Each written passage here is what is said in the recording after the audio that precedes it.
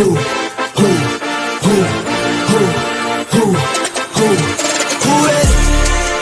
We ready. Who ready? We ready. Who ready? Who? We ready. Who? Who ready? Who? We ready. Who? Motivation of youth only. Mentally feel like Kobe. I'm like Jokic with the rock. You physically couldn't hold me. I don't care if you pushing 40. You can never little bro me. Euro step like Ginobili. From young OG to the OG. From nosebleeds to floor seats. Circle stronger than Cuban links. My gold dance, your gold plated. You verse me, now that's a reach. We ready. Who ready? Good evening.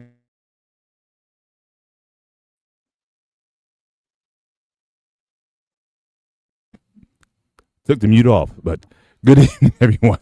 Welcome to the One-on-One Sports Show here on the Black Man Unfiltered Network. I'm Mr. Bennett, joined by my partner, as always, the Coach Ferg in the building tonight, waiting for our guys from Texas to show up for another, it's certainly informative edition of the sports show. Again, we're kind of in sports purgatory right now, so we're almost sort of like a news network at this point. We're going to be going over, I guess, some of the latest developments as they come in. We're just itching for, training camp or whatever. Like I said, it's too early to get into baseball, so don't ask us any baseball-related questions. But we certainly appreciate you guys being here tonight. Just make sure you hit the like button as you come in tonight. Make sure you, also, if you consider dropping a Cash App, certainly to the Black Men Unfiltered Network, or a super chat to the Black Men Unfiltered Network. Certainly, we'd appreciate that. And always, certainly any support that you want to give us personally to our own personal Cash Apps, we certainly appreciate that as well. But certainly good to be here. But how you doing tonight, Coach? What's up, brother Bennett, man? How you doing, man? I am good. It's right in the middle of the summer, man. Summer it done kicked off. We got a 4th of July holiday up, man. That's right. Man, it's hot. So make sure y'all hydrating out there. Don't be out here walking around unhydrated. Absolutely, man. Good stuff. So yeah, man. So like I said, definitely looking forward to the weekend, and certainly over the summer I'll be doing some traveling. So certainly I'm still going to try to make as many shows as I can. Certainly in that process, but definitely looking forward. And I got to go south too, so I'll be in Georgia. Home country. That's where all my kinfolk are from. So certainly I got to get adjusted to that weather again down there. But yeah, man. Certainly looking forward to that. And looking forward to chopping it up. So, might as well just get into the first story as we wait for the guys certainly to show up tonight. So, again, the Knicks got their coach. Okay, so, again, Mike Brown, certainly who's been a long time head coach, assistant coach. So, again, when he came into the league, he was the head coach of LeBron for a long time, took him to an NBA final in 2006-2007 season. Then he was a long-time assistant coach with the Golden State Warriors for some of their title runs and whatnot. So, certainly he's been around for a while. And then the last 3 years he's been with the Kings, so he's had, certainly winning records with the Kings. He was fired certainly this past season after 31 games. And so he's apparently the guy, but I'm thinking, is this kind of like saying basically you're like when you play pickup basketball 5-on-5? And he might have been like the last guy. He was like the 9th or 10th guy on the roster. And they picked him because he was like the last guy left. So I don't know, Coach, again, your thoughts certainly on the Knicks getting Mike Brown. I mean, obviously there were some major candidates that they aggressively went after who simply just didn't want the job. Again, you got a coach that took you to the Eastern Conference Finals. And, so you let him go surreptitiously, and now you go to a guy who's, again, middle of the road, but we'll see. But what's your thoughts on the Brown hiring, and what do you think of their prospects with Brown as the coach? I think the sky is the limit. You know what I'm saying? He does have some experience. He has been a fairly decent coach. Looked like he's always had, started out strong with his winning percentages, then sort of fell off after 23, 24. I'm surprised by him being chosen as the head coach. But looking back at New York and how their ownership operates, I can see how he was probably still standing at the end, because I believe other coaches probably turned it down. Hell, they could have called me. I would have taken it. But Yeah, they might have been better off. You never know. But it's going to be interesting because they can't really do a lot except as far as with players. Their team is what their team is. So yeah, it'll be interesting to see how he gets more out of the players with what he got. So Yeah. it's good. Yeah, so I'm not salute to him, man. Hopefully he can go on. If he can go back to the Eastern Conference Finals again, that's a successful season. They do have a chance to sort of leapfrog Boston this year at least. But yeah, man, the Eastern Conference, I think both divisions gonna be tough next year with the draft picks and New York. They one of the teams that can't make a move. Yeah. Unfortunately, certainly they're again all those draft picks they went on to try to get Bridges in. So it's going to limit their mobility over the next few years, and I'm not quite sold on again their draft picks this year. But again, shout out to Shawnee for being on tonight. How you doing, sir? Good, fellas. How y'all doing? I'm Doing well, okay. doing well. So before we go on, what's the buzz in Houston now that we've had like a week? Because I think that story broke, I think just before our show last week about KD coming to Houston. So what's been the overall buzz down there with him coming in? Has he had his press conference yet or anything, or is he giving some love to the city so far? What's the vibe like down there? First, I sound good. Yeah, you were messing with it a little bit, so I think you're okay now. Oh, okay, cool. I'm not sure if he had a press conference yet. I think he did, but it was nothing grand.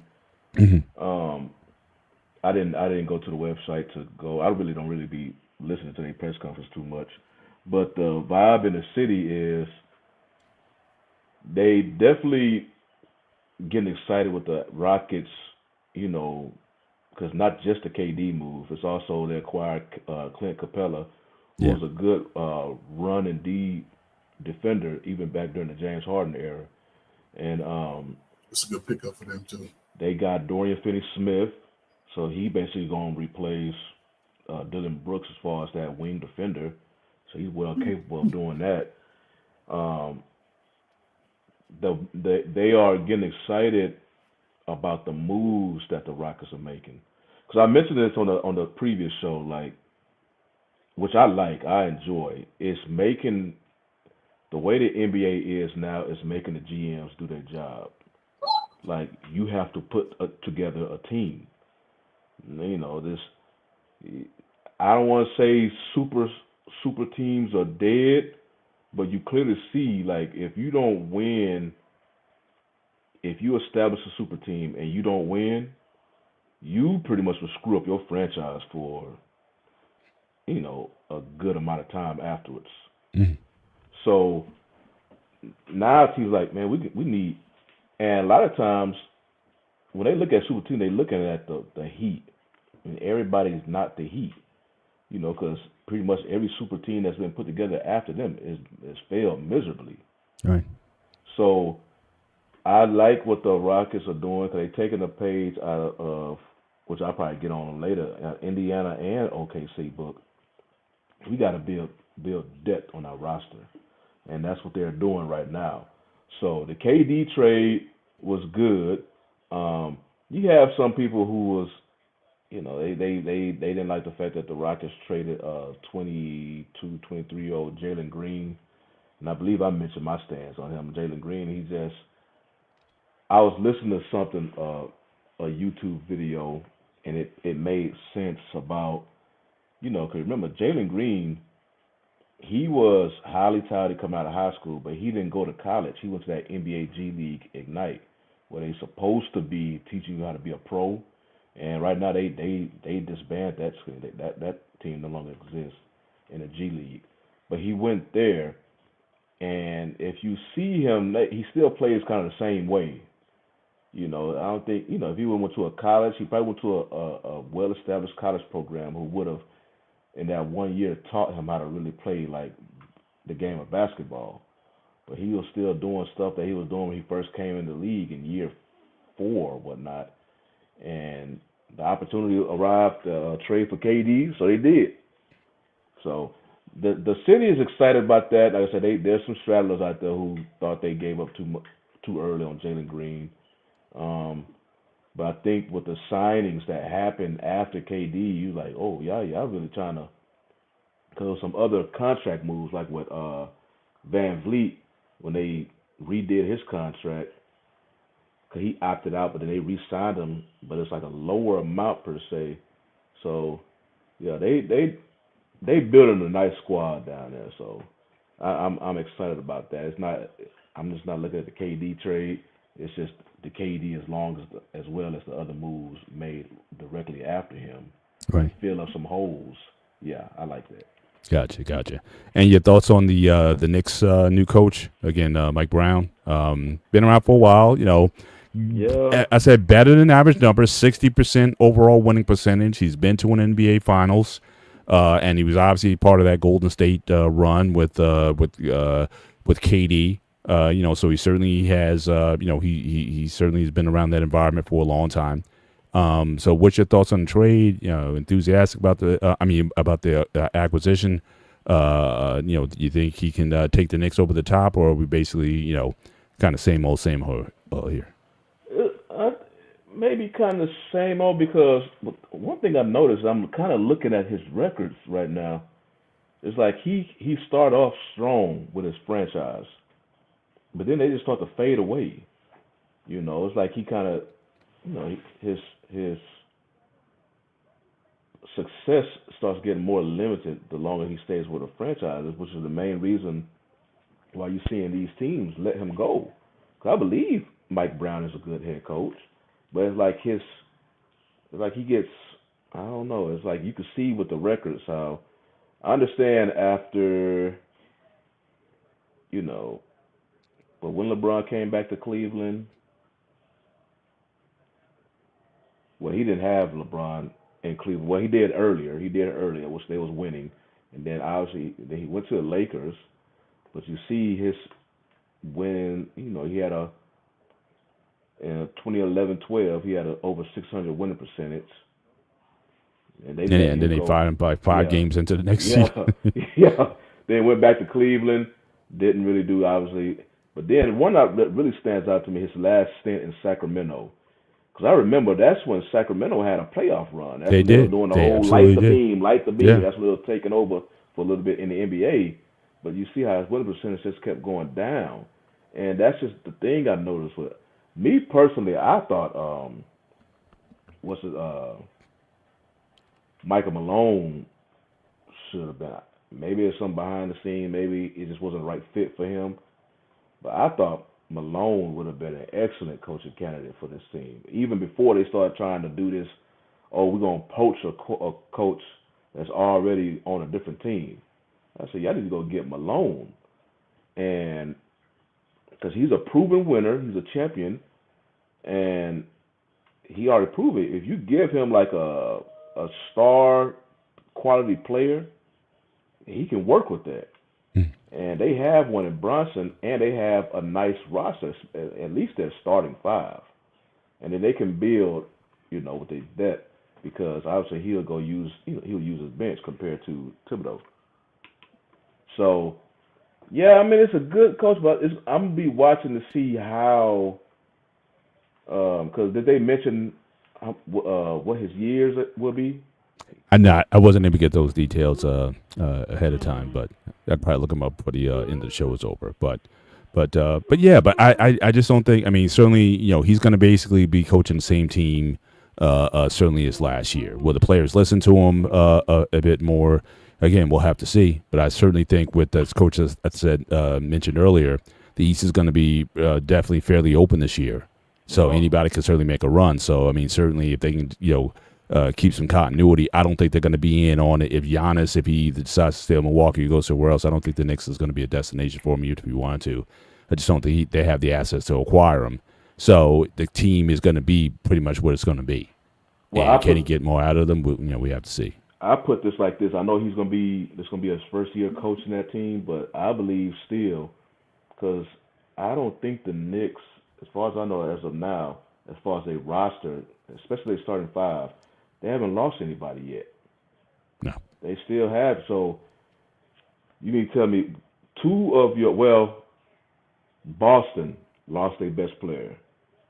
So he's not going to be playing next year. Indiana lost their player 1A or 1B, however you look at it. He's not going to be there next year. And the fact that Indiana just traded, they lost Miles Turner because they didn't want to pay those luxury tax on them. So that team is taking a big hit.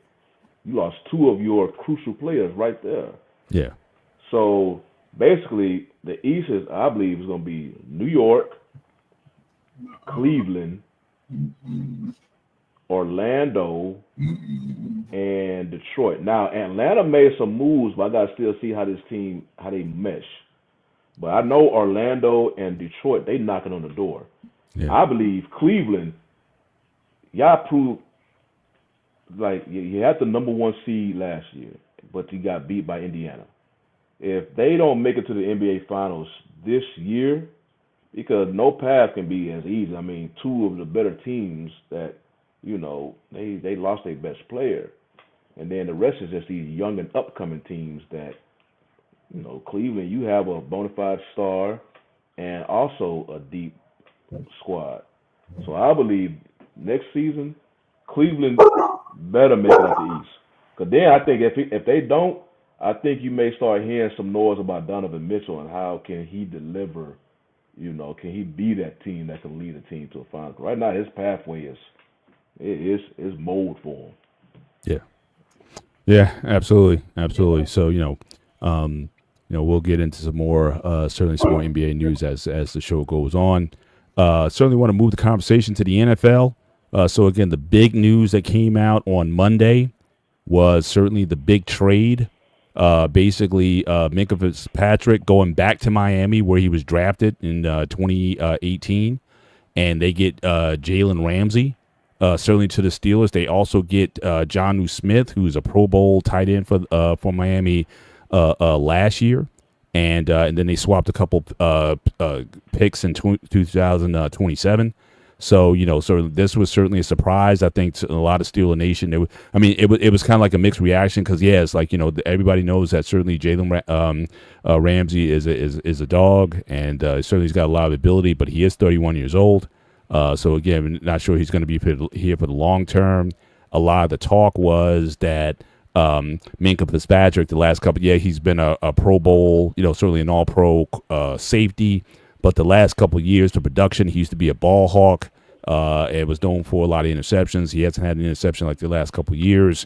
So a lot of those numbers came down. And so the talk was, maybe it might be best to trade him. And certainly the way the league values players. I mean, if you can get a top-notch corner who can play multiple positions. I mean, he can play the edge, he can play the slot, and he on occasion he can play some safety. Versus Minkah, and I think I showed you guys some video earlier on. God was dissecting Minkah. He's getting beat on a lot of plays now. So it's like it's better to get rid of him now than commit because I think he was going to count. I think this year like $24 million on the cap against him, and so so they made the move. But then this also sparked conversation about. Because obviously T.J. Watt, who is definitely their best defensive player, period, and arguably this probably, if not the best, to say the top 3 edge rushers in the NFL, he's in contract negotiations with the Steelers, and basically what the news is, he wants to be paid like the number 1 guy. So we all know what Garrett got. We all know what the edge rusher from the Raiders got, and he basically wants to be the highest paid in the NFL. And so, so that negotiation is still ongoing, but it sparked the conversation. I just want to, first I want to get your comments on the trade, but then the topic that I've heard this going all the way back to Bill Walsh days. Bill Walsh with San Francisco 49ers. He had a philosophy that you always want to trade a player a couple years before he kind of goes on the decline, so you can get the most value for the player. So, again, that strategy certainly can't argue with success that the 49ers had. He won 3 Super Bowls with them. But the problem is is that he also burned a lot of relationships that way. Also, I remember it's the safety defensive back Ronnie Lott didn't talk to him for years for trading him when they were kind of in the middle of their run. So it's two questions on the table. One, your thoughts on the trade itself. Do you think who got the better end of this trade? And then secondly, well, I asked three questions. Secondly, do you think the Steelers keep T.J. Watt, or do they trade him? And thirdly, what's your thought just overall on how loyal do you stay to a guy? Do you keep a guy when he's kind of at the height of his powers, or when he's kind of on the downside? Now, T.J., the second half of the year, he kind of slid a little bit. He'll be 31 years old this year. Just got married recently, just had his first baby and whatnot. So have his best days started to, are we starting to see the second half of his career? So do what's your thoughts on just trading a player earlier and getting top value for that player while you still can, or should they commit to him for the long haul for what's estimated to be at least $42 million? Because I know Gary got over 41, so he wants to be the highest paid. So what's your thoughts on those two? And we'll start with the coach, and then we chop it up. I mean, just in what Bill Walsh said, that's something that's always been in the NFL, general manager ownership. They understand it. That's why they trade you at times. It's just part of the philosophy. Bill Walsh just spoke it out loud, right? So, yeah, I can understand it. But as far as this trade, I think the Steelers are making some good moves, man. I think they're going to sign TJ. I think he's going to re-sign. You got another defensive edge. I mean, somebody that can be almost a shutdown corner. 31 is perfect, prime. As long as he don't get no injury. Fitzpatrick, I think that's an even trade, but I think Pittsburgh overall has done things to improve on both sides of the ball through free agency. I don't know. I think they messed up the draft because everybody was trying to avoid Shador. He would have been a great fit with them. Just because of the coach, but they're gonna pay TJ. He's gonna come in. He is 31. Is in the second half, so 4 years. He can get injured though. They're gonna have some injury clauses in there but he does a lot for Pittsburgh though. I think by having Jalen Ramsey, who is experienced, and that's an even trade. But I think Pittsburgh overall has gotten better. Mm. And so what's your overall philosophy on, do you trade a guy a little bit earlier than you would, or if a guy who's been, because he's been Mr. Steeler. He's been the man, but that's Mr. Steeler. Do you that's up to each general manager. You know what I'm saying? You got to look at TJ's consistency over the last 5-6 years. He's been one of the top 3 edge rushers. So you got to look at that. Bringing in somebody else now, that's okay, but 3 to 5 years contract, and then he can retire or he can talk about something else after that. But right now, you ain't got a whole lot to go. Plus, he's missed the defense for Pittsburgh right now. Yeah, no question, he's the man, and it would be. I think the reaction to Minkah getting traded, even though he was a well-liked player, I think people again started to see some of the decline in his play. But again, there's no question, TJ is like I said, he's Mr. Steeler. So I think there would be a lot of outrage unless, look, if someone's going to offer next year a first-round pick for him, that would have to be, I think the only thing that was certainly satisfy Pittsburgh. But the fact that it hasn't been done yet, how long they're going to drag this out. Now technically he's still on the roster. He can play this year. This is his last year of his contract, and they can still, if they wanted to, they could put the franchise tag on him. So that's another option for the year after that. So they can play this year out, put a franchise on the next year, and so that could take place. Or, like I said, they could sign him to a long-term deal, or they can, like I said, trade him at the height of his trade value. So, Shawnee, what's your thoughts on first the Fitzpatrick trade, and then on TJ Watt? What do you got on that? I think the Steelers won the trade. Both are good players, but I think Ramsey is still looked at as one of the better corners in the NFL. Fitzpatrick. Who's going to be next on the depth chart for Pittsburgh since they got rid of their starting safety? Well, again, they already signed Elliott. They just gave him a contract, so Elliott's definitely going to be number one. And then you can also got the guy, the veteran guy they got from the Eagles. He can drop into that position as well. But I think, and they may not be done. They may still go and sign a veteran safety at some point in the season as well. So I don't know if they're quite done yet with that. But I think they like the versatility of Ramsey. Like I said, he can play. He can do a little safety. He can do a little slot. He can kind of do it all. Very physical. But definitely Elliott is definitely going to be, as far as strong safety, definitely going to be that. He's definitely locked in for that role. Just because the receivers that are in the AFC North, he would definitely feel that position need. You could get the Bengals and Chase. Then you have the Ravens, and I think they re-signed Bateman. And then Browns, they got multiple holes they got to figure out. But yeah, I think Steelers won that trade. That's the thing, I guess, about being a GM, about trading a player right before you got to project, like right before they could potentially show any type of signs of decline. Yeah, with a GM,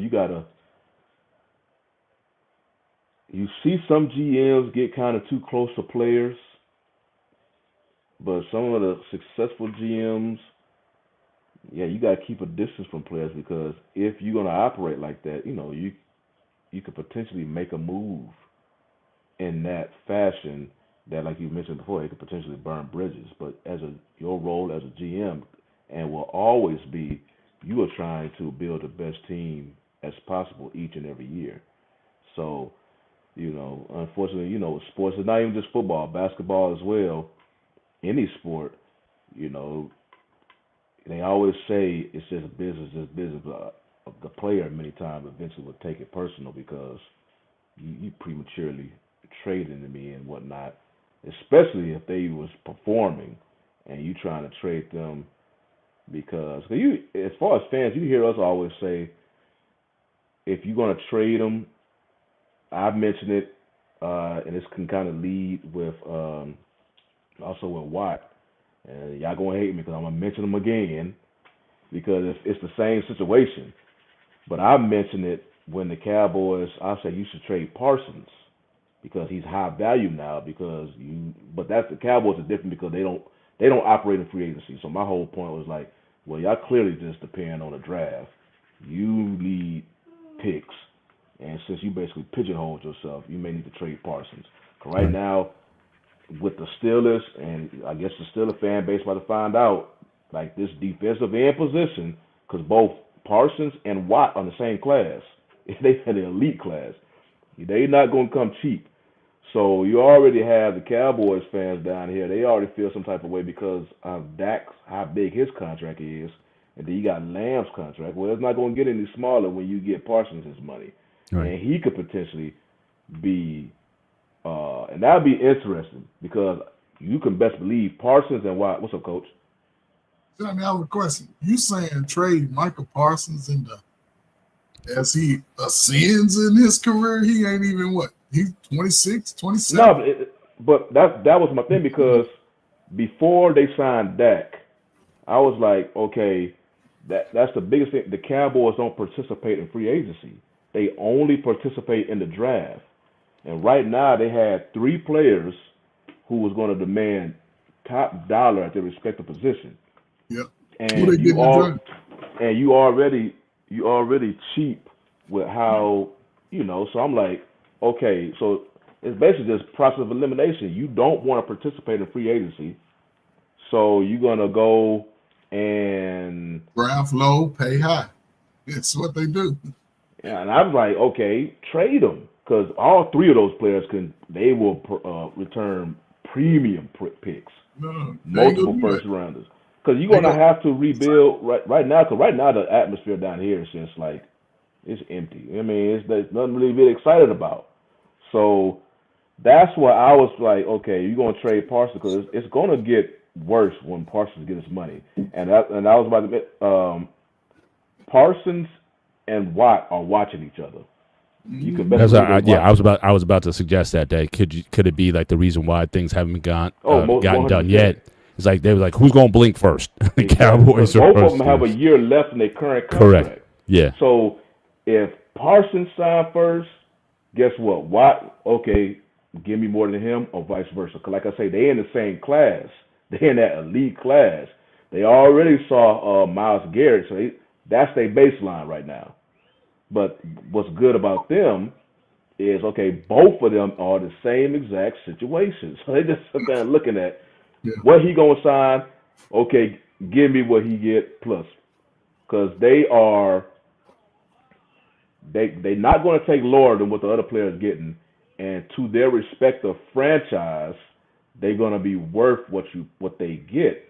But then as a team, like I say, right now I don't really know the Steelers payroll thing, but with the Cowboys, they're fairly under the cap. They got money. I mean, they could certainly sign Watt. They just, like I said, I think the age is a major factor. That they'll be paying him. He'll be 36 assuming he doesn't retire before then.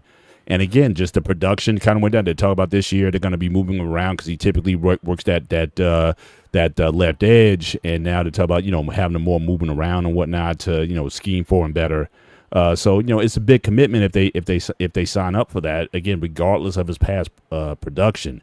But with Parsons, you got a guy who's definitely in his prime. Exactly. And certainly who could play anywhere and be successful. I think if the Steelers, if somehow Dallas and Steelers wanted to do some sort of swap or whatever, even still that would require, I think the Steelers would probably have to give up a first round or something. Because again, I think Parsons, just his youth. So you're saying if Parsons, if they trade, just like they did with Ramsey and Fitzpatrick, if they did like Ramsey, Because also keep in mind, Fitzpatrick is 28, Ramsey's 31. So again, there's also an age consideration there as well. But again, I think it depends on the desire of the team. I think the Steelers, from what I've been seeing, they definitely have much more of a win now mentality. I think that's why they got Aaron Rodgers. If they wanted to just wait it out and see what happens, they could have went with Mason Rudolph and got another better to come in here. But I think there is a sense of a win now. So if you think that a guy like Parsons can help you win now, then it wouldn't be out of the ordinary if they want to make that kind of splash. But again, who do you think is more likely to hold out? So let's say going in, TJ holds out, or do you think Parsons? Do you think Parsons will hold out? I don't, because I don't think so. Because with Parsons being on the Cowboys, he already, like I mentioned, he already seen two players go through this. He knows Jerry will ultimately pay his players, his elite players. Jerry will pay them. Mm-hmm. And I think with Parsons, he also, because Watt finished the year last year, right? Yeah. Yeah. Okay. So Parsons, he didn't. What? Oh hell no! Hold on. Yeah. He missed the gap. He missed a huge chunk. Yeah, and then he came back towards the end. So,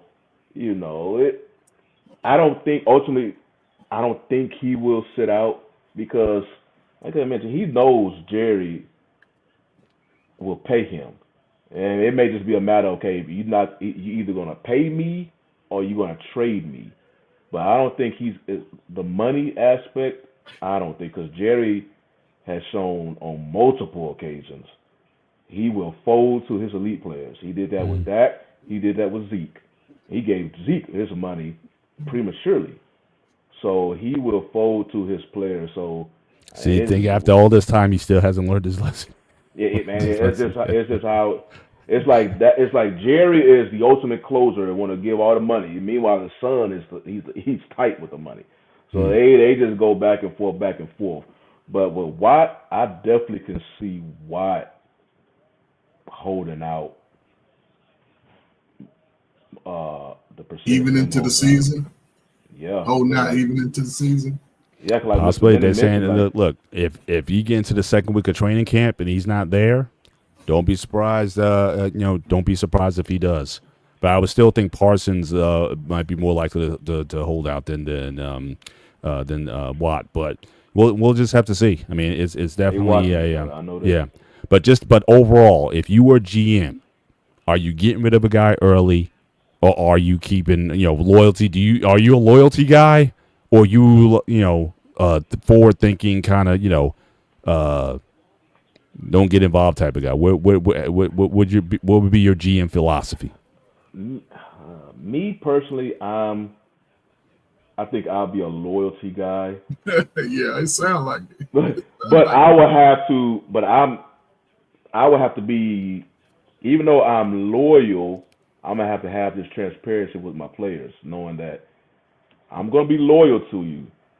But if there comes a point in time, because my job, like I mentioned, is team first.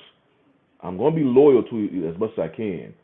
But if there's a position that opportunity that presents itself to where I can trade you and it will benefit this team, I'm gonna make that move.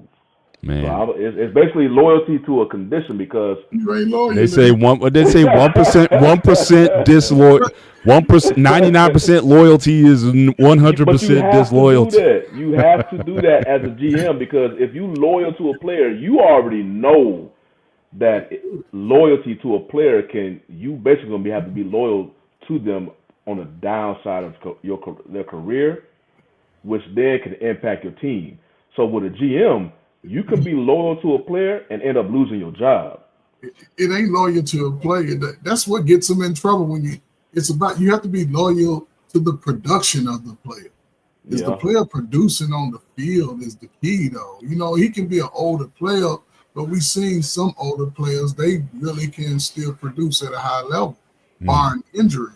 You know what I'm saying? TJ Watt has had some injuries, and he is older. So there's two things working against him. Right. You know what I'm saying? So I mean, no question, he's still Pro Bowl / All Pro. A couple years ago, he was DPOY top 3 defense. Yeah, he was. But I mean, he was winning Defensive Player of the Year, and then 1 year they said he should have won it back to back over Myles Garrett, but they gave it to Garrett. But again, he's Pro Bowl plus. I don't know if you want to call him All Pro. Would you put it this way? Who you picking between Garrett and Parsons and Watt? Who you picking? I'm picking right Garrett. now. Over Parsons, I'm picking Garrett. Okay. Yeah. I'm saying, but Watt also. So Watt's your number 3 then. No, if all three two. players was healthy, I'm going Garrett, Watt, Parsons. The only reason I put Watt in front of Parsons because Parsons is undersized. So and Watt, Watt's the MVP. And Watt can play pass and run. Yes. Yeah. Parsons, he literally gets run. that exactly. No run. He gets Yeah, no you run. get a massive left tackle on him, or who can move, completely swallows Parsons. You fold up like Exactly. So as great as a pass rusher, that's the main thing about Parsons. You almost want to say Parsons is one-dimensional. You almost want to go that because you notice when Parsons, he has to get a wide split. Mm-hmm. He gets a wide split so he can, because he has that speed to bow. But if that tackle has some athleticism and they can move and it's a rushing, you know what teams do? They gonna run to Parsons' side, and that's another thing, Coach. I was mentioning, okay, trade Parsons, because that completely take Parsons out the game. Mm-hmm. Watt and Garrett, they big boys. They can fight through and tackle. Like his brother, JJ, was like the same way. Yeah. But Parsons, he can end up on the sideline somewhere. He just completely disappear from the play. So that being said, so you got a guy like Watt and you're the GM, you still gonna be giving him that speed. So look, if I gotta make the team better, I'm trading you. You're not gonna be loyal to him. They should have did Because that. those guys don't come around. Those guys don't. There's very few TJ Watts or JJ Watts in the league. So I mean, if the guy's been balling, he's been DPOY, he's been All Pro, and whatnot. I mean, when do you get married to him? Or you just want to play? You just want to string him along before you. Because you already know Watt is going to look for at least a 3-year contract. So you already know that, and by that time, by the end of that third year, who knows what kind of condition he's in. Well, that's the thing. And now that I think what they're offering is a 5-year, because again, the 3-year, that's going to be too much against the cap. They can spread that money around over 5 years, but you're looking at a 5-year, 200 and at least 200 mil. I mean, it's got to be at least that. Hold on. He don't want the 5-year, Mr. Bennett. What are you looking for? No, I'm saying they want to give him a 5-year. No, I think he would take a 3-year if they gave him a 140, something like that or whatever. He would take it. I'm just saying, but they want a 5-year because it's better for their cap. Yeah. But then again, 5 years at 200 mil plus. I don't know if they want to. I don't know if they want to be married that long. That's brother Bennett. In football, what they have is a signing bonus. They can give him $100 million signing bonus and spread the rest out. That's what I'm saying. But again, it's easier on the cap year to year if you spread it over 5 versus 3. Don't count against the cap. It doesn't, but you still got a bunch left over. Let's say if they gave him, let's get a signing bonus, or let's say they guaranteed 100 mil of it.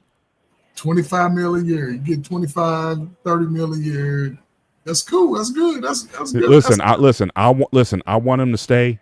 It's not that I don't. I'm just saying, just given their recent moves, they're willing to get rid of Minka, who's a team captain and all that kind of stuff or whatever. This GM Omar Khan, he's a different beast than the guy who was there before.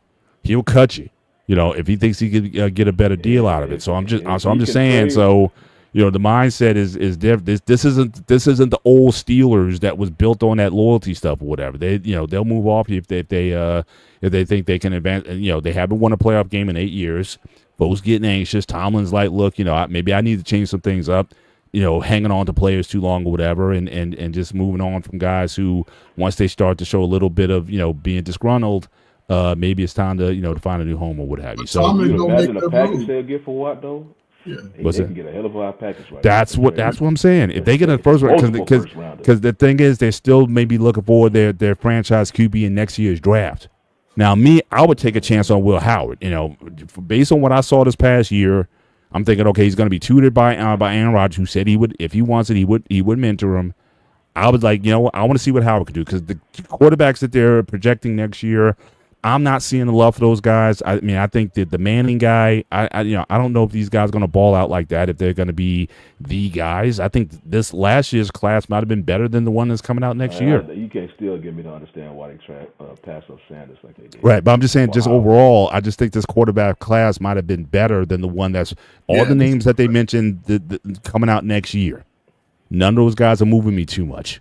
The one guy who was at the at Tennessee, and he left and he went to another school or whatever. I mean, I don't know if I'm a GM. Do I want to see a guy leave? He had his NIL deal. Emiliava or something like that. Yeah, but he's mentioned as one of those top guys. But I don't want him. If me neither. So that's what I'm saying. So again, I'm saying roll the dice with Howard and see what the kid can do, and whatnot. But he's got championship pedigree. And he's won everywhere he's at. So I would rather do that than go all in. So let's say if you stick with him, you still get a number one next year if you trade it Watt, and then build for the future. I mean, that's like if it doesn't happen, if you talk about going into training camp and he's still not, if we go into August 1st and he's still not in camp yet, then I think you have to have a serious conversation about, look, we gonna get the most out of this as we can. Because they don't want to pay him $45 million, which is basically, if Garrett got 40.5, he's going to want 41, 42. And I just don't think they're willing to commit to that. So I'm looking at the prospects now. Obviously, the biggest name on the list is Arch Manning. And he only played 2 games last year. Yeah, but if his name is on there, especially depending on how he plays at Texas, they gonna talk about him a lot in next year's draft prospect. His name will be mentioned, but you got Garrett Nussmeier, LSU, Carson Beck. Can I say something sacrilegious here? Can we say that the Mannings are overrated? Yeah. Why do you say that? Overrated. Hang on. First of all, Archie Manning. First of all, he played for the Saints all those years. He was terrible. Either he was on a bad team or he was always hurt. He was a decent NFL quarterback, but not that great. if you look at Peyton Manning's record, not the greatest. His playoff record, he's like a 500 playoff player. Lost all those championship games. He the last championship he won was because of his defense on that Denver team, and I don't know why Cam Newton and Carolina fell apart there. Wasn't the greatest there. So again, his record is couldn't beat Brady for 1 year. He beat Brady, and is there anyone who's been luckier than New York's Manning? I mean, that the helmet catch in the game or whatever, and take those 2 Super Bowls out, his career is below average. But they may get him into the Hall of Fame because he won 2 Super Bowls. But if he got in there, then Jim Plunkett needs to be in the Hall of Fame because he's got 2 Super Bowls also. But I'm just saying, but I mean, the Manning name, the Manning brass, yes, it's good, but them is like, oh my gosh, it's like, are they the greatest ever? I think, I think the name is a little bit overrated, so I'm not buying into the Manning mystique that these guys. Oh, you get one of those guys. Oh, you're golden for some time. I mean, look, Peyton had a lot of very productive years in the regular season. His playoffs is very suspect, and I just think that Well, he kept so I'm not arguably, but many believe that it's the greatest quarterback of all time. That's the person he kept losing to. I mean, but he lost that. Wait, he got blown out by Russell Wilson in the Super Bowl. How many AFC Championship games did he lose? I mean, it's like just look at his playoff record. It's not very good. It's 500 or below 500. He's like 9-10 or 10-9 or something like that. I mean, a good quarterback, no question about it. A Hall of Fame quarterback. I will give him that also. But his brother. I mean, marginal. I mean, if he gets into the Hall, now you're talking about the Hall of very good. And now all this hype on this kid who played 2 games, but everyone basically wants to give him the mantle that he's going to carry on the Manning tradition. I'm like, slow down. Can I see him for a season first? Yeah, I feel the can same you slow that? Can you slow it down before we go off the rails like he's automatically going to be the number 1 guy? Because I'm thinking if he was that guy, he would have been that guy already. I'm sorry. My biggest thing watching UT down here, what's up, Antoine? That Quinn Ewers was the better passer of the 2. But obviously, Arch Manning is more mobile because that was the biggest thing. That you saw that with Ewers, especially when Texas played Georgia. He could not handle the rush of Georgia. So, but people are trying to figure out why isn't Manning playing more? Why is he playing more? But because Ewers was technically the better passer of the football. And Ewers, when did he get drafted? It was like late. Did he? Yeah. He got. But it was like he was like a late pick. He wasn't in the top. I don't think he was like certainly not in the top 5-6 rounds. Where did he go? Oh, he went to Miami. What round? 7th round. 7th round. So you can't beat out a guy who got drafted in the 7th round, and then you're going to tell me that this guy's going to be the number 1 pick coming out next year. I'm not buying it. I mean, I think there'll be a lot of hype train. There'll be a lot of politics. The networks will want to put him up there. They'll promote the heck out of him. Manning, the next guy, and all the college football shows will do all the hype and stuff. But again, you got to show me something. And if you couldn't beat out a guy who barely got drafted, then I'm not buying into the hype. But I know I'm derailing the conversation, but I just kind of. I do give him props though. He was willing to sit behind because a quarterback of his stature as far as publicity, he would have definitely moved, transferred to it. But he didn't. But that tells me something also. Why didn't he? Well, I believe the Mannings, they trust Sark. I mean, man, stop it, man. No, that's what I heard. The Mannings they trust Sark and believe that he can develop him. So I believe that's why they was like, you stay there. You don't go nowhere. Cause they have a good relationship with Sarkisian. So they're like, okay. Well, he get a chance to start this year. Yeah. And if he has a great season, he may go late 1st round, middle 1st round. I think he has a great season. He may be the first. I don't know. Based off the track record of those before him, they've had some great luck. great luck. I mean, you couldn't get no better luck than they have. And they both have 2 Super Bowls. So in a Tom Brady era. So are they? Like I said, the man for the Giants, the luckiest. He's the Tom, luckiest guy to win 2 Super Bowls of all time. Now, that's all I'm saying. what did he And do? you look at his record overall. Take those 2 years out. His record is not. What's his record? His record is not Hall of Fame worthy.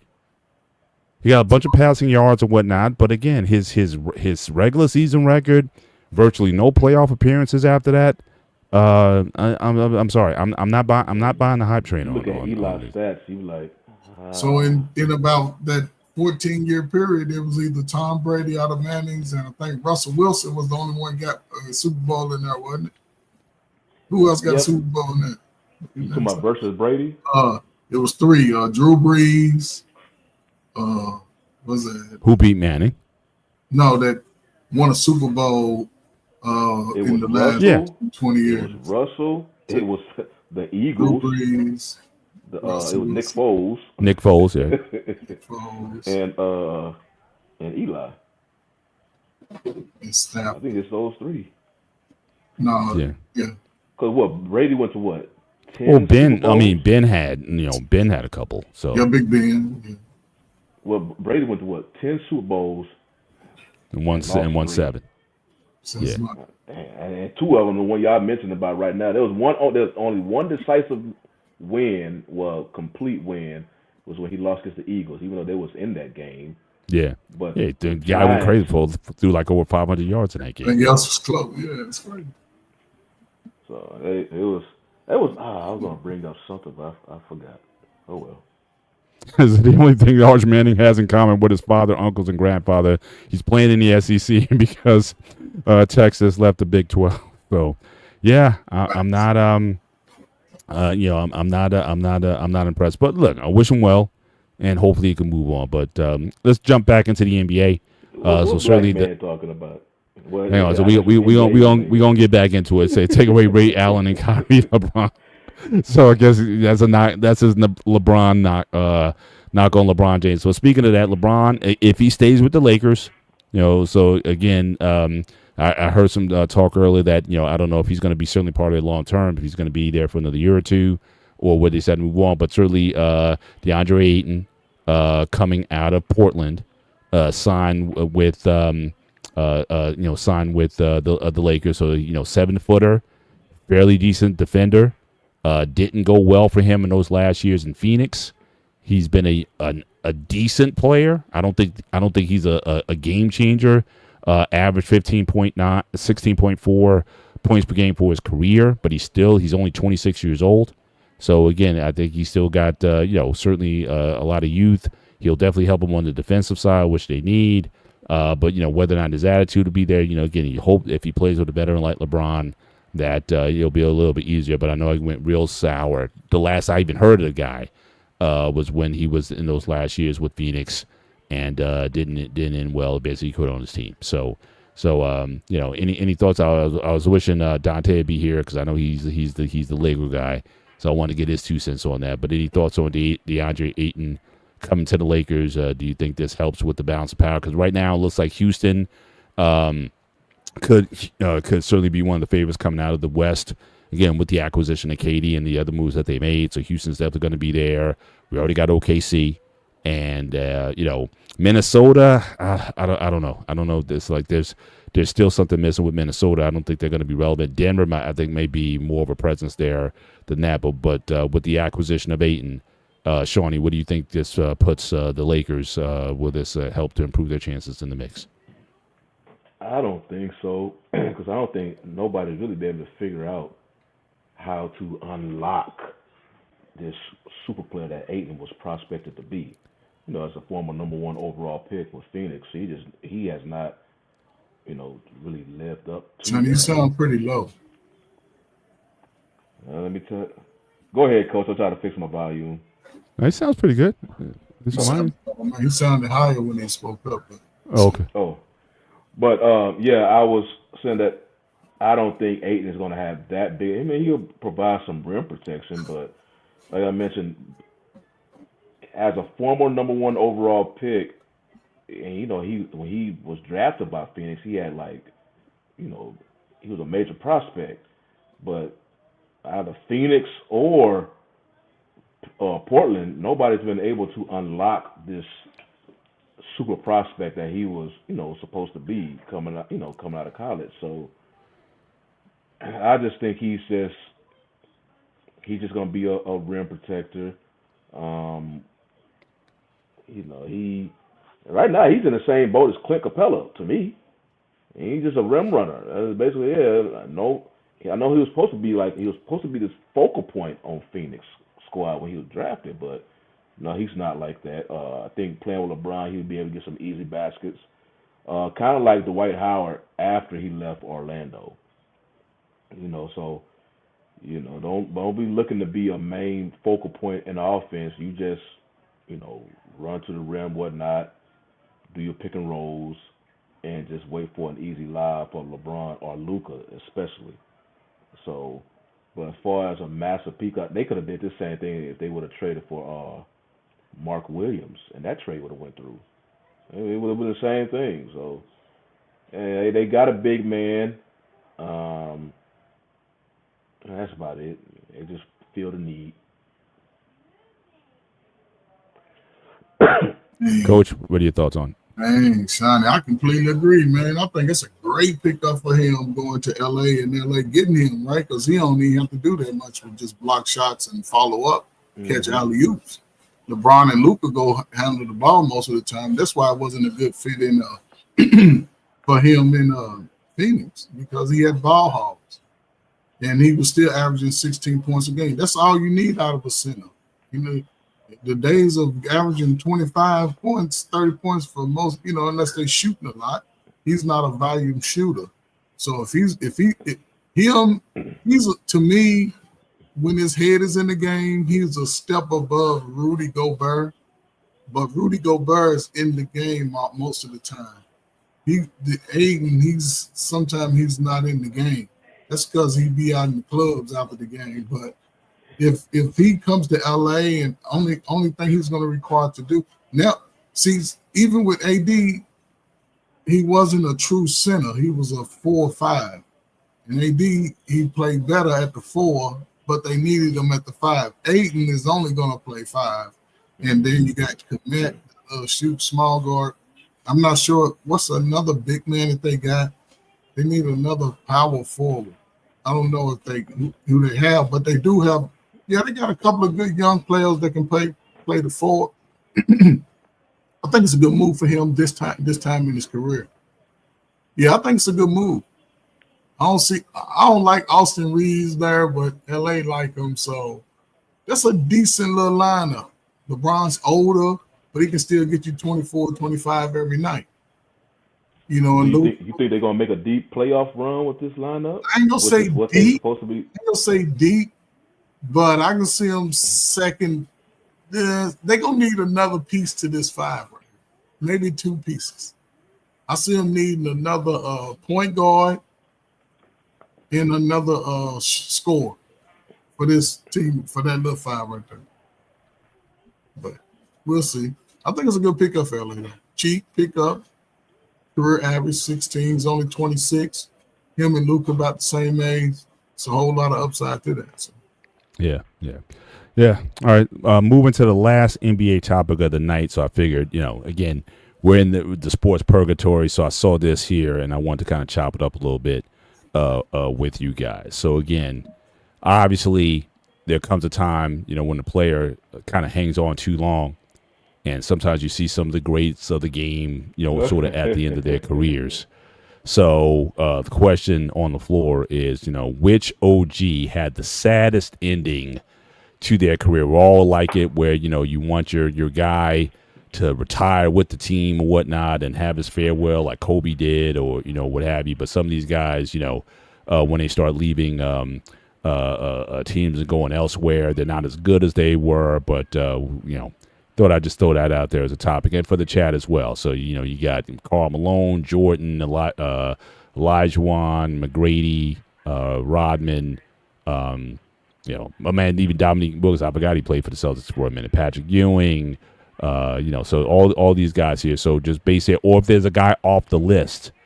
Now my pick would be a guy off the list. First of all, I got no shade for Robert Parrish. Robert Parrish, towards the end of his career, went and got him another chip with the Bulls. So I don't mind. I'm sure he went out certainly on a good stint. But I would put Shaq up here. Because remember, after a while, Shaq was going everywhere. He was on Boston. He went to Cleveland. It's like, dude, you 350 pounds, can barely move or whatever. But these guys keep picking you up to play. But I think, he should have won that down years before he retired. But that would be my pick. And he's not even on this list. I know Sean Kippen, and we see had some issues off the court, certainly after his playing career. But I'll probably put Shaq. Because Shaq, he's like, dude, you got all the money you want and whatever, but he just, he could barely get off the bench and play. That was sad watching him trying to motor down up and down the court at 350 pounds. So that'd be my pick. But what say you guys, Coach? You guys who kind of went on too long, you would hate to see him in that situation. They should have just retired, went off to the sunset, enjoyed their career and whatnot, and would have had best. So who would be on your list in terms of the saddest?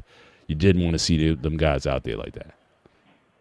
Looking at the list, I was trying to separate the players that didn't get a championship compared to the players that did. So the players that did, I would just dismiss them.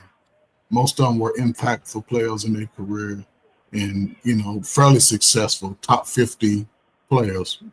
The ones that didn't, I thought about Shaq initially. I said Shaq could be on this list towards the end, but as far as overall, based off this list, I would give it to Karl Malone. Just because, he had them run-ins with Michael. Then he was on a stacked LA team. They had him and Peyton, right? Yeah. And Steve Nash. Was Steve Nash there too? I think they had a nice team, but it just fizzled out, So, yeah, as far as on the court, I would give it to, and based off his list, I would give it to Karl Malone because I thought he would at least jump. Him and Stockton would have jumped to her the butt. Yeah, Now, Anton says Vince Carter, but I don't know, was he even a title contender at that point, even during the COVID year? So I think he got to at least be. He was old during COVID. Well, yeah. That was just sort of the coup de grace, but some of these guys, again, they just kept finding a home with some teams. Like I said, that's why, like I said, Shaq. I'm like, dude, it's painful hearing you, trying to get you to play. But Shawnee, what you got to pick here? Kemp and Ewing, and I remember Olajuwon just looked. He just like, you don't belong in Toronto because he was always with the Rockets. And I remember when he had his press conference, Vince Carter was there with him. He was so excited. He's like, oh, he's getting Olajuwon. He's getting Olajuwon. Oh, Olajuwon. Olajuwon had the dream shaking with the Rockets. It was just a shake when he was with the Raptors. He didn't have no dream to it no more. I was like, oh, no. I don't know how long he stayed with the Raptors. I think he just stayed 1 year. Mm-hmm. Jordan just abused his power. That's when he owned the Wizards. So he forced himself on that roster. So you couldn't keep him up that roster if you wanted to. He owned the team at the time. Rodman was one of those players who started bouncing a lot. People just got tired of Rodman being Rodman, and the Bulls, and because he wasn't really like that with Pistons.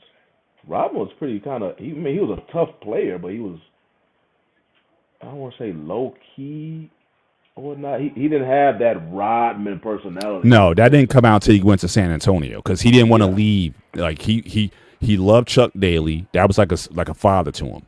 Mm-hmm. And so when they traded him to San Antonio, then that's when the hair came out and all that kind of stuff, and he just flipped personalities. But they were at that point. He just didn't care anymore. Deal with that because he was winning. At the end, he was sort of a different type of mindset of a player. Yeah. I remember when I was in the service, I used to go down to Fort Sam Houston, Texas for some medical, right? And I used to go to the San Antonio games, man. The tickets was like $8-9 at the time, and Dennis Rodman was there. I went to about maybe 10, 12 games throughout my entire little stay there, throughout the times I went back and forth. And man, Dennis Rodman had the whole city on fire. Dennis Rodman was the man, and David Robinson didn't like it. He used to have the crowd pumped up, man. The crowd, Dennis Rodman going crazy in there. The Admiral didn't like it, and they traded him, and the rest was history. So now going back to what we were talking about in the NFL about the GM and how you could be loyal or whatnot, that was Popovich. Popovich was loyal, but as soon as you did something that was out of line, and he'll warn them. He'll warn him, say, you do that again, you out of here. And if that person go and do it again, they were gone. So Popovich, even though he was So what loyal, did Parker did something to get out there? He should have retired a Steven Jackson. yeah, Parker was just over. Parker, Parker had that. I think Parker had that off the court thing going on. That soap opera stuff between him and his ex-wife. Well, that and what's his name? So he was teammates was Brent Barry, and I think it turned out that Parker slept with Brent Barry's wife. That's why Brent Barry and his wife divorced. There was all this soap opera stuff going on with Parker. I don't know what he got going on. Well, I don't remember that one, but it was. Wow. It was down there. So who's your pick? So who's your pick, Shawnee? Then I guess Elijah Wan. Kemp, Ewing. At the time, it was Kemp, Ewing, and Rodman. Yeah. Well, Kemp probably, I'd say out of everybody here, he might be like the worst one off financially. I think he was one of those players, $40 million and broke or whatever. He was like that guy who played for the Celtics, Anton. I forget his last name. Antoine Walker. Yeah. So he was like one of those kind of hardship cases and whatnot. So he might be the worst off out of all the guys who are on it. And that's saying a lot, especially with Rodman. But certainly, you don't want to see guys play on too long. But again, the point that we were making earlier, again, when the guy is on the latter half of his career. So you're talking about outside of Jordan.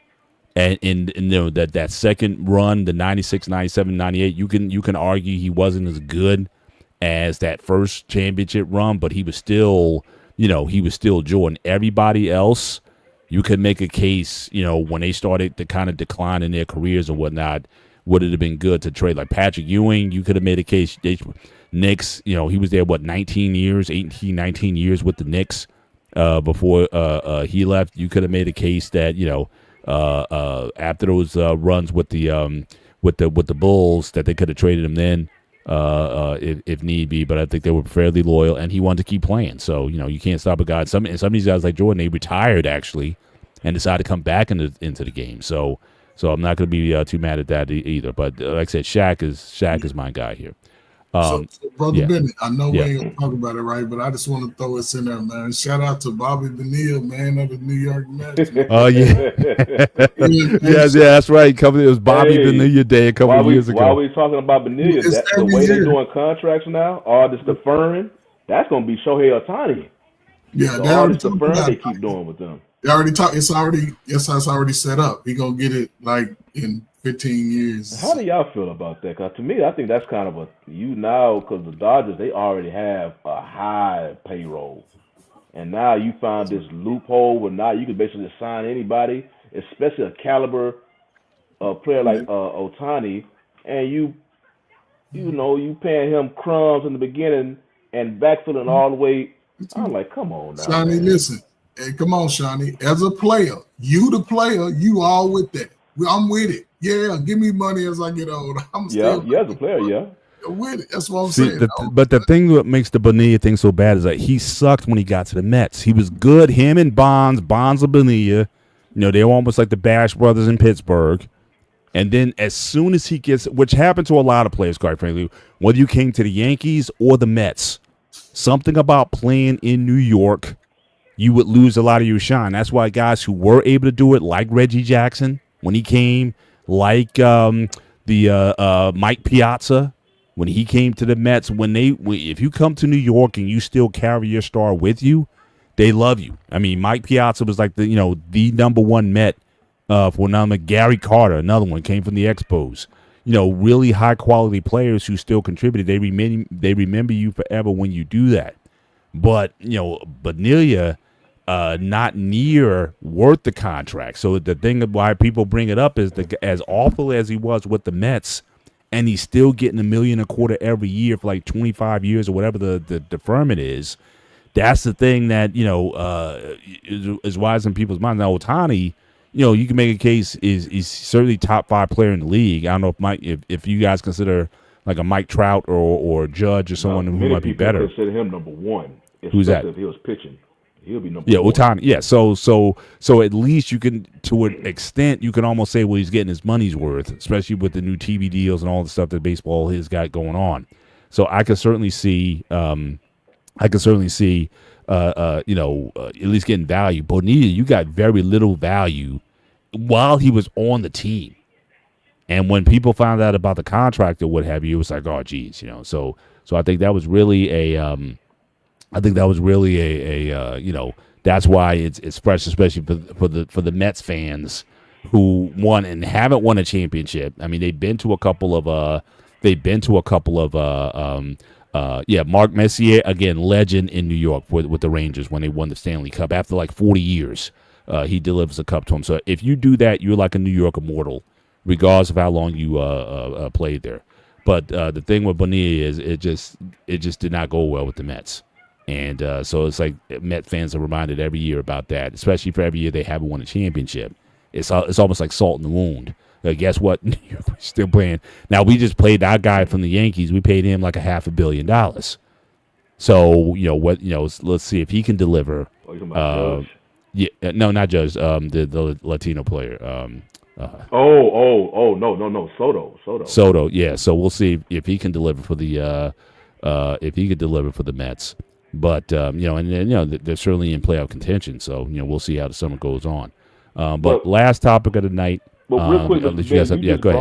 You just brought up the whole, if you have success in New York, your name will be immortalized. And that's really not just in New York. That's in your respective sport that they play with. And I know going back to how you feel about the Manning family, that's exactly what happened to Eli. He won those 2 Super Bowls. Now he's been immortalized. So you can.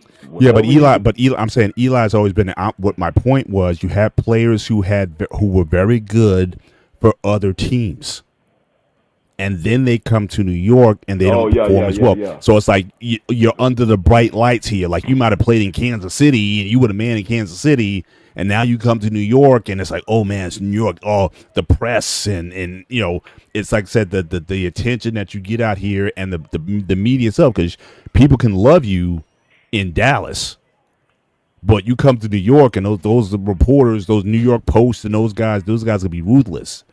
So a lot of guys didn't like playing under those conditions because again the expectations were so high. Whereas when they played for Colorado or something, it was like, oh well, they're just glad that I'm here.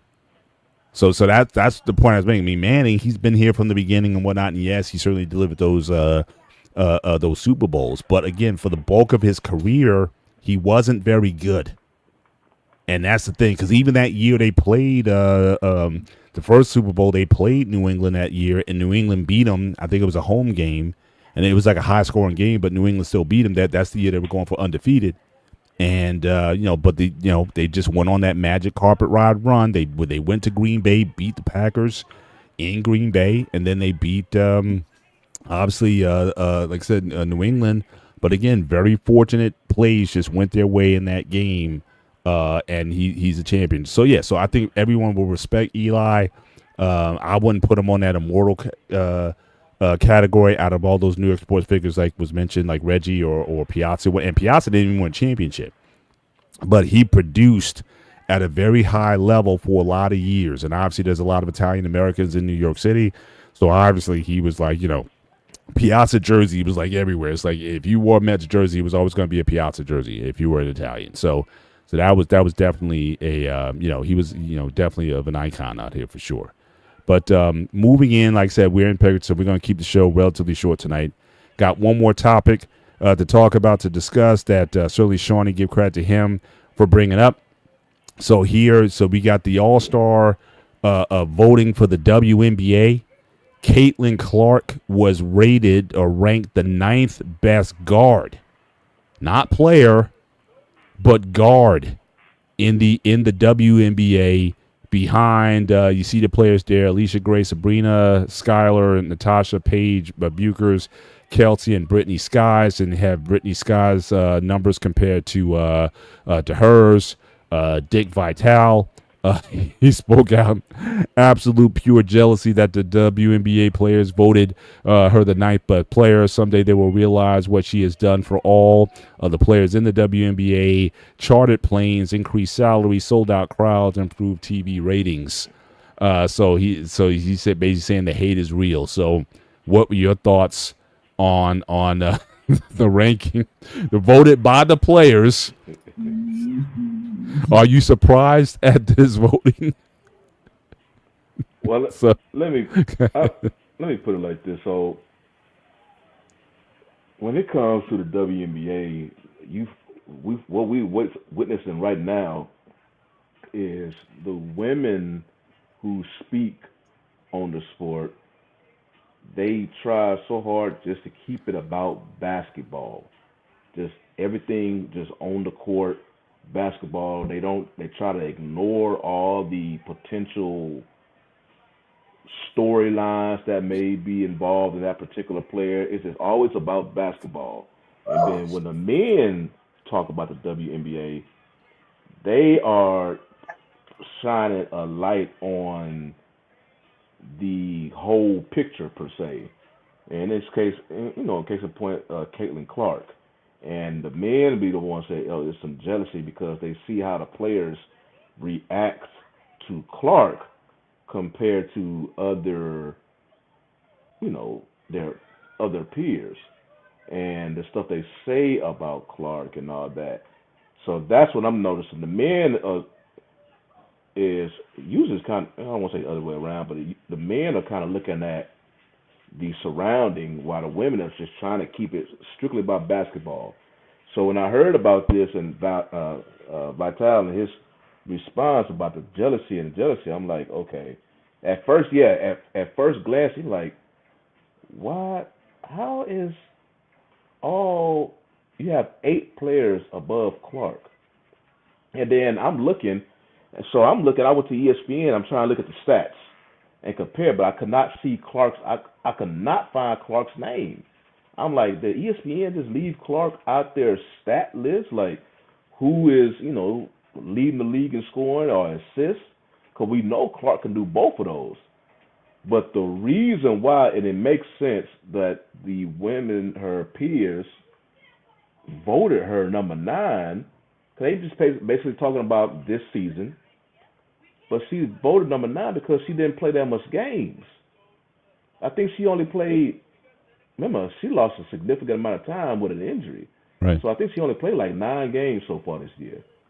So they looking at it like, man, we can't rank her, because right now, as you can see, her points per game is 18, but it probably would have been higher if she would have played more. But we can't put her above all these other players per se, because right now with Vitale's response, it's really everything but on the court. He's adding all this stuff off the court and considering all this extra like it has anything to do with the actual performance of the player. So, that is why I believe that her peers voted her number 9, because you just didn't play that much this year. So we're looking at the players who played more games and showed more consistency right now. And, it is what it is right now. Coach? You muted, Coach. You muted, sir. I mean, you know what I'm saying? Dick Vitale said it enough with going on with Caitlin. It's unfortunate that the women are not looking at the value she brings. And I would like to see who all voted. I know my sisters done probably put her down. But it's just unfortunate, man. It's just, in order for the WNBA to grow on a larger scale, they have to be inclusive, man. It's just unfortunate. It's just unfortunate. She's trying to be a woman in the game. And if the players push her out, it could be devastating effects for the league. So they better be careful. But she don't need the NBA. The NBA needs her. Well, I don't think she has a choice, though. Because- I mean, she could try to play overseas or whatnot, but there's no money over there. I mean, all the main money that she's getting is in the States. So where is she going to play? She don't have to play. She can go coach and make a lot of money. She can make a lot of money just being Caitlin Clark and what she's already done. She has major brand deals. She's Yeah, good. as she plays. I mean, but even coaching, if they don't like her as a player, they're definitely not going to like her as a coach either. Oh no, because you're talking about your periods as a player, Mr. Bennett. Coach, the team that you coach is going to be younger, eager. These are players that's been in the league showing jealousy, like Dick Vitale said. Why would she not be voted one of the top players, top 10 at least, a starter? Y'all vote her as a player. It's ninth best. Come on, man, really? Well, like I say, I mentioned because she hasn't played that much games this year. So it doesn't matter, but her impact on the floor, she's already proven. They got players getting into the All-Star game who ain't consistent like that, but she's proven over time. She's proven that she's one of the top 5-10 players in the league right now. What are we talking about? She's averaging 18 points a game, 5 assists, 8 assists, 9 assists. That's probably leading the league. 5 rebounds, steals. She's doing it all. So I'm just saying. I just think a lot has to come from the top down, or they're not selling it well enough. I mean, when David Stern came into the league in the early '80s, he was because the NBA at the time, just to give him the state of the NBA, he's like, look, we're going to make the league full of stars. We're going to take Bird and Magic, and then when Jordan came on the scene, all these guys, we built a league full of stars. And I think that the model that the WNBA needs to take on is that of stars and of good looks and marketability. If everybody wants to eat, but if they want to just keep talking about the purity of the game, then they're going to stay right where they're at. And so I just think that the mindset of these players needs to change. But I can certainly understand that for a woman who's been been in league ball, and we already talked about some of the top players just period overall in the WNBA, and they didn't get any love really until she came in. In fact, there was even talk. Remember the last Olympics, they were talking about why she isn't on the Olympic team.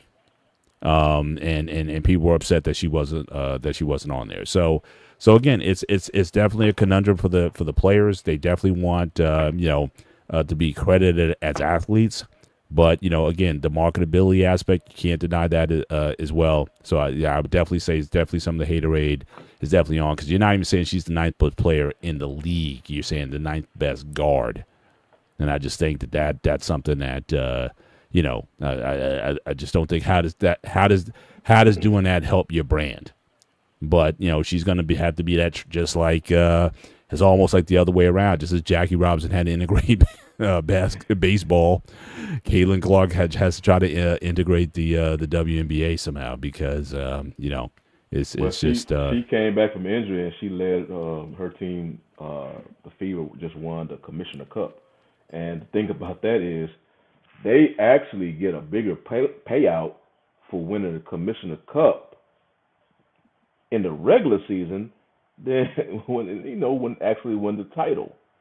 So that's kind of that don't make any sense, but yeah. See, I mean, Anton, he's saying because she was a rookie. I don't think that was it. I just think that, again, she came in with so much buzz. And I think for a lot of those veteran players, I just think they didn't want her on the team. Because I know Stephen A. Smith, he was like, he was irate. It's like, wait a minute, you guys are on the cusp. You guys came off some of the best college ratings ever or whatnot. You talk about a global audience or whatever, and you talk about having her on the team, even if she didn't play a whole lot. She could have been like Christian Laettner on the Dream Team, but still just have her on just in terms of help you market the product. And they said no. So I don't think it was necessarily the fact that she was a rookie. I think the haterade and the jealousy, started then. It's like, no, we're not gonna have this off the rip. So but look, it's been a couple years, It may take a few more years, maybe when she's 5-6 seasons in. A lot of this stuff will die down. I mean, we got to understand this is her second year as a player, so I think you just got to give it time before folks start start accepting it. But it's like everything that you hear about with the WNBA is something that she gets into a fight with a player, or whatever, or especially every time she plays against what's the name from the Sky. If they blow on one of each other, then it becomes news. So I think you just got to give this time. Attitudes have to change, and again, once they start seeing those residual checks come in, that the attitude may change later. Well, the only thing about Clark, because Clark, she brings that other crowd, and it's literally that crowd that they don't pay no attention, but they follow Clark, and they basically no different than Trump supporters. How loyal they are to Trump. Clark has the same fan base with her. So, well, let me ask you: is it a fan base, or is it an anti WNBA base? No, like, is it like if it wasn't if what's that? It's Clark's fan base. It's the same fan base that. Now, the one thing that I don't agree with people, because you see some people, because right now, basically, it's Caitlin Clark and her fan base versus Angel Reese and her fan base. That's basically what it is. That started in college when they played each other in the Final Four and whatnot. That whole thing started. Now, one thing that people try to say is like Caitlin Clark would not be who she is today as far as popularity if it wasn't for Angel Reese, and that is false. I remember Caitlin Clark's name was growing in women's college basketball during that time. Her name was growing. It was like a locomotive coming out. You was hearing about Caitlin Clark before the March Madness. And then when she came into March Madness, she exploded on the big stage. That's when Caitlin Clark, that's when her name was. And then it just went even higher with the Angel Reese rivalry. But Caitlin Clark's name was already a locomotive before she even played against LSU. But that fan base, is basically, that fan base is the main reason why there's so much vitriol coming. Because it's not from Clark. You have not heard anything from Clark really speak negative on other players. Only thing Clark do is she's a basketball player. Basketball players are competitive. When they on the court, they mouth off. That's what they always do. But as far as a microphone, you don't hear Clark. You always see her being very careful with her words. But her fan base, though, the reason why the vitriol that people be aiming at Clark is mainly 100% due to that fan base. They are literally, they basically take it out on Clark or celebrating her failures because they want to point it, poke at her fan base. Right.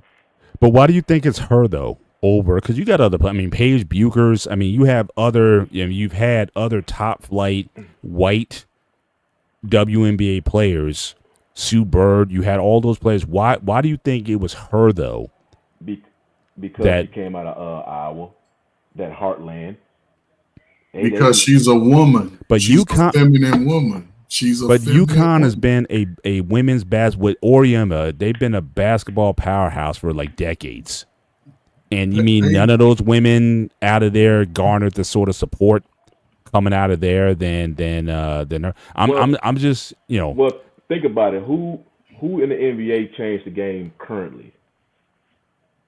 Who in the NBA changed the game currently? Like, in the NBA, the men's league, in the WNBA, all over as far as NBA, college basketball, even to the kids. Who changed the game outside of Steph Curry? It is Steph. Yeah, it's Steph. Caitlin Clark's game emulates Steph's game. Exactly. Because you missed it. Caitlin Clark is not the best college women's basketball player that came out of college and whatnot. You mentioned Breanna Stewart, Asia Wilson. Those players are Maya better. Moore was tough.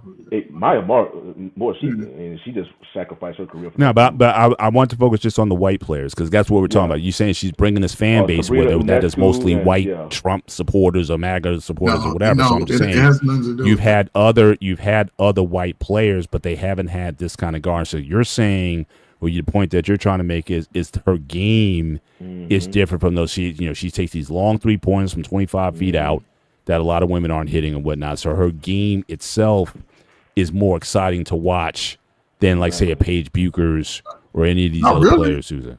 It's not just her game. It's her personality. It's her being a woman.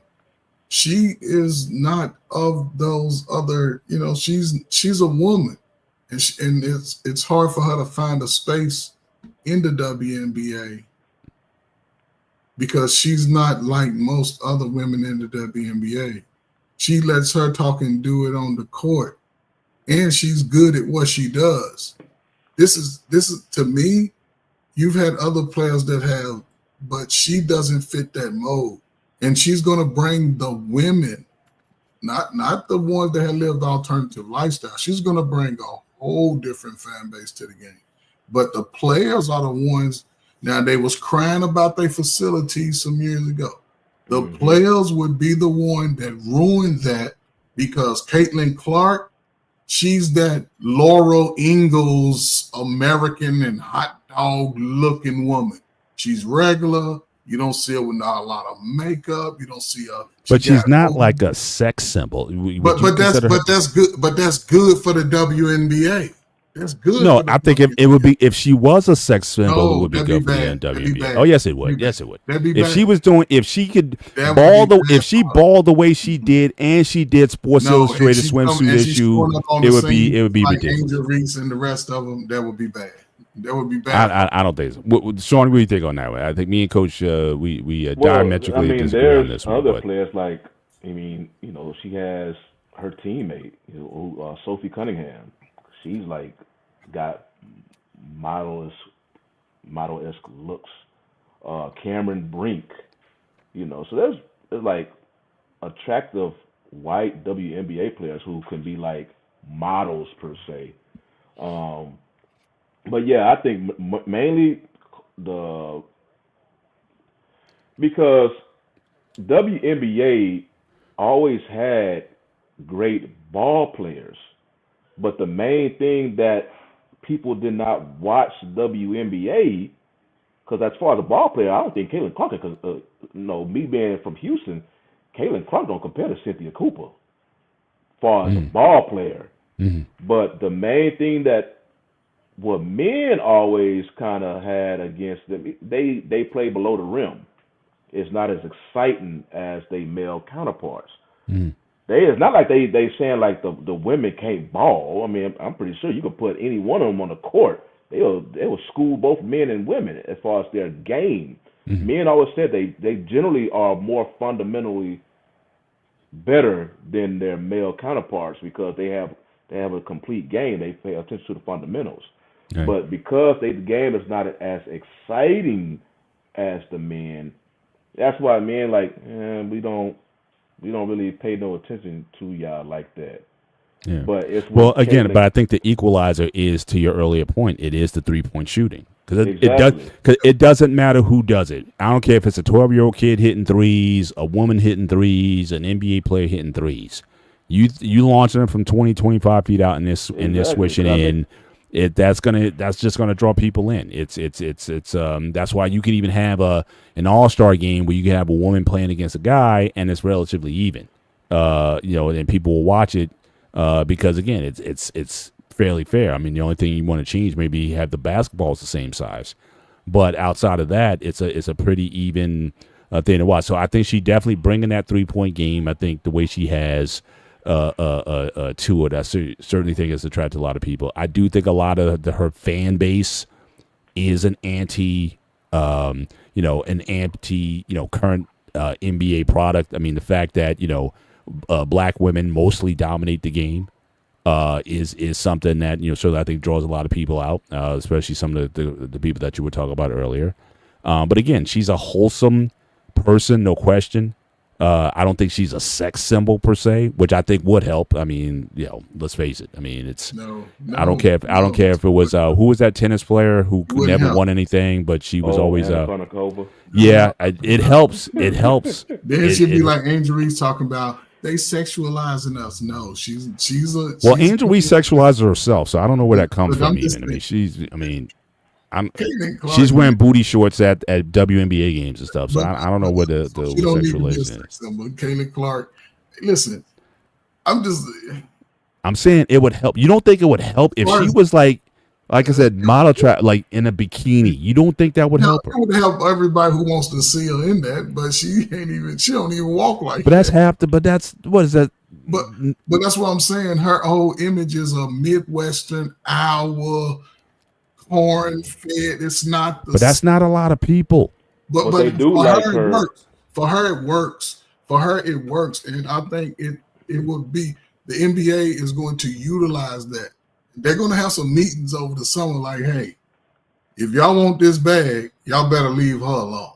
But Shawnee, you said something about men. It's not about how we view the women's game. It's about the women and her peers view her in the game. It's clearly showing that they're jealous of her style all the way around. She has the game to compete. You can see she's one of the top players in the game. She's playing the game. But then she's voted in the bottom tier of the leagues by the players. Though I can see it feeling, but it's the players. Come on, man. Y'all hate. And that goes back to what I mentioned, my first point of it. The men will point that out. Like I say, the men are looking at the total picture. But when you hear the women analysts talk They about act like this, they act like they don't know. they try. It's like they you can see them completely try to ignore that noise and try to focus it just strictly on the court. And they would try to whatever you mention about potential other WNBA players jealous of Clark, whatever, they would say no. They would not acknowledge that, and they would act like it's just strictly on the court. Now, in this particular case, I do believe that if this is just strictly for the 2025 summer season, that she was ranked that low because of her lack of games played. They probably say, okay, we're just not going to. I remember when Carmelo Anthony was named a starter for the All-Star game. He was hurt majority of the first half of the year. And I'm like, well, that don't make no sense to me. So I think that's the bail out of jail I would give some of the WNBA players if they say, okay, you just didn't play that much, so we can't just put you above other players right now because they actually have more work than you. That's the only bail out of jail I can see. Now, if it's not that, then it's damn sure some jealousy going on. 'Cause that's the only thing I can imagine. Because I'm looking at it. Like I say, ESPN. They don't even have her on there because she didn't even qualify for the minimum games for her stats to count. So Yeah. That's crazy. All right, we're coming up on final thoughts for the show. Like I said, we're going to keep it relatively light tonight, just given the light sports schedule. But again, as news breaks, certainly in shows coming up over the summer, we certainly will keep you guys posted. We'll be following certainly the Michael Parsons situation, T.J. Watt situation in the NFL, and certainly any news that breaks between now and then. But as we do come to the final thoughts, just want to get mine off the rip. So again, Jake Paul had another fight card over the weekend. Now, I will give him credit for this. I will not watch or buy a Jake Paul fight card. I'm a hardcore old school boxing fan, and I think he brought out a retired Julio Cesar Chavez Jr. who barely threw a punch in the fight. Looks like the fight was fixed. But I will give him credit though in that the card itself was pretty good. Now you got this guy Floyd Schofield, who's looking like he's going to be a rising star between like the 135 and 147 pound division. Look out for this guy. The fight cards that they put on overall are pretty good. But the main event, which is him usually, you could basically turn off. Last time he fought Mike Tyson, and now he fought, Chavez Jr. coming out of retirement. Again, not really worth the money for that. Or if you want to buy the car for everything else and then skip the main event, you're better off doing that. So I'll give him credit that at least the fight card itself doesn't seem to be compromised by the finished product. But again, boxing needs to do better. I can't wait until in July. You're gonna have Tank Davis. He returned to the ring. Looking forward to him getting back into it and see if he can avenge his draw against against his last opponent. And then obviously, like you said, you got obviously Canelo and Crawford in September. As we get closer to that, we'll start chopping it up on that and predictions and all those things going forward. So boxing in a mixed bag, and some decent fights that are coming up. But again, you even have Manny Pacquiao coming out of retirement. Guy's 46 years old, and he's getting a title shot.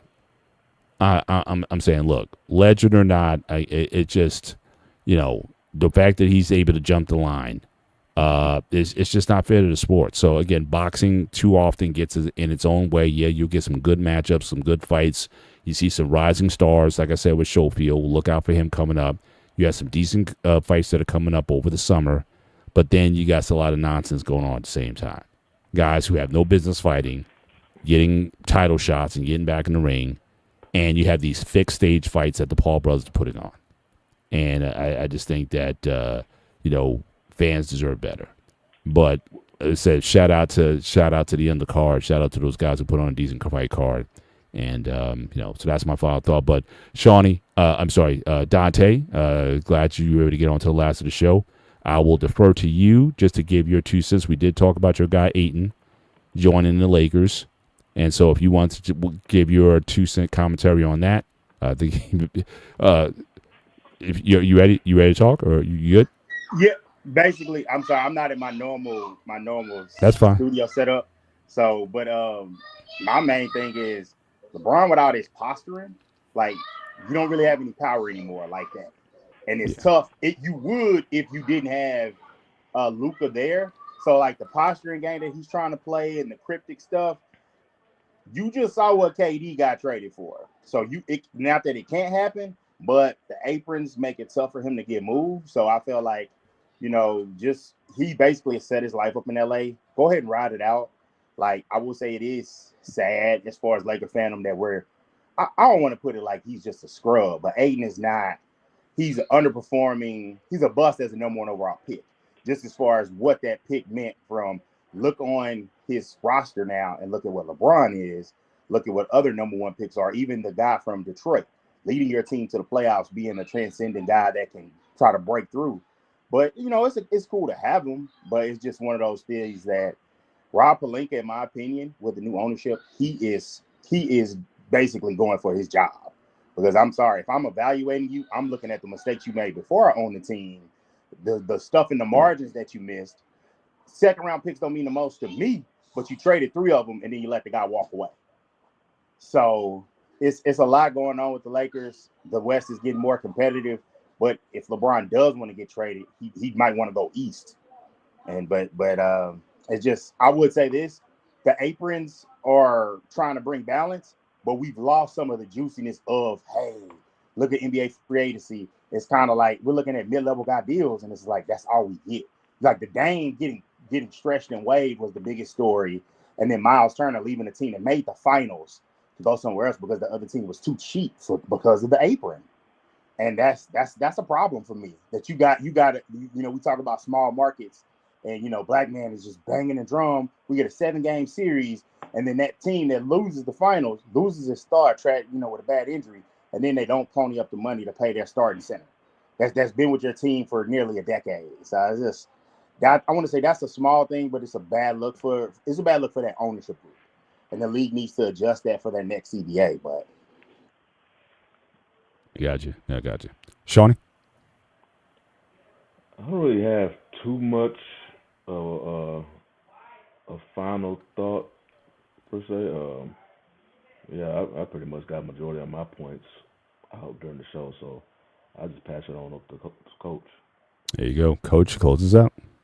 Hey man, listen, man. Y'all know it's the summertime, right? I hope y'all getting your fluids, man. Listen, get your fluids. Get outside. Take the kids outside if you can. Get some vitamin D. Yeah, it's hot, but still, find a merry-go-round, put all your kids on the merry-go-round, tell them hold on, and you push it. And whoever fall off, I mean, you got to work with them a little bit more. But they'll get it. It ain't going to hurt them. Too bad. But no, man, great show, man. Salute, man. Too bad we get to talk about the Fakers too much, man. I wish you come up a little, you know what I'm saying? Take care of yourself, Dante, man. But sure, man. We ain't talk about Dallas too much today. Woo, we almost went down the Dallas hole, you know what I'm saying? But no, man, listen, hey, they getting in shape. Let us get in shape, man. Do a little something, man. Get outside. Enjoy your family, man. The holiday this weekend, man. Go put something on the grill. Something, man. Just don't like no stupid fireworks in your mouth. Never. Bust some teeth open. Yeah, for sure. All right, guys. Well, again, thanks you guys for once again joining the show. Thanks, shout out to my guy Anton. Always supports the channel and whatnot, and always appreciate you guys being here. Again, we still gonna be in purgatory for a minute, so any sports topic is on the table. So again, come with your ideas on topics we can talk about, and we'll look to chop them up here. And until things start rolling again with the NFL, or we see more breaking news certainly in the WNBA. We'll be tracking those things, and the fact that Shawnee points out that now Jake Paul's now ranked, you can't make this up. But in any event, for myself, Mr. Bennett, we got Dante, we got our brother Shawnee, and we got the coach in the building as always. This is the One-on-One Sports Show on the Black Men Unfiltered Network. You guys enjoy your holiday weekend. Take care. God bless, and we'll see you next time. Good night.